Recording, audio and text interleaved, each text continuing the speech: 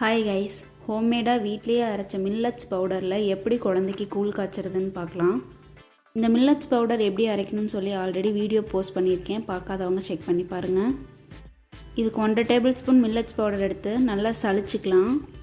சளிச்ச மாவில் 2 டம்ளர் அளவு தண்ணி விட்டு கட்டி இல்லாமல் நல்லா கரைச்சிக்கலாம். இப்போ தேவையான அளவு உப்பு அண்ட் சர்க்கரை ரெண்டுமே அரை ஸ்பூன் சேர்த்து நல்லா கரைச்சிக்கலாம். சிம்லேயே வச்சு கைவிடாமல் நல்லா கிளறிட்டே இருக்கணும். கைவிட்டுட்டிங்கன்னா கட்டி விழுந்துடும். நல்லா வெந்த பிறகு அரை டம்ளர் பால் சேர்த்து அதையும் நல்லா கிளறிக்கலாம். இறக்கிறதுக்கு முன்னாடி 1 ஸ்பூன் நெய் சேர்த்து இறக்கணும்னா சூப்பரான கஞ்சி ரெடி ஆயிரும். இந்த கஞ்சி முழுக்க 1 வயசுக்கு மேலே இருக்க குழந்தைங்களுக்கு தான் கொடுக்கணும். 1 வயசு கீழே இருக்க குழந்தைங்களுக்கு கொடுத்திங்கன்னா டைஜஷன் ப்ராப்ளம் வரும். அதான் இப்போ சூப்பராக கஞ்சி ரெடி ஆயிடுச்சு. என்னோடய குழந்தைக்கு 1.5 வயசு ஆச்சு. நான் இது அவனுக்கு மதியான டைமில் தான் கொடுப்பேன். அவனும் நல்லா என்ஜாய் பண்ணிவிட்டு சூப்பர்னு சொல்லிகிட்டே சாப்பிட்டான்.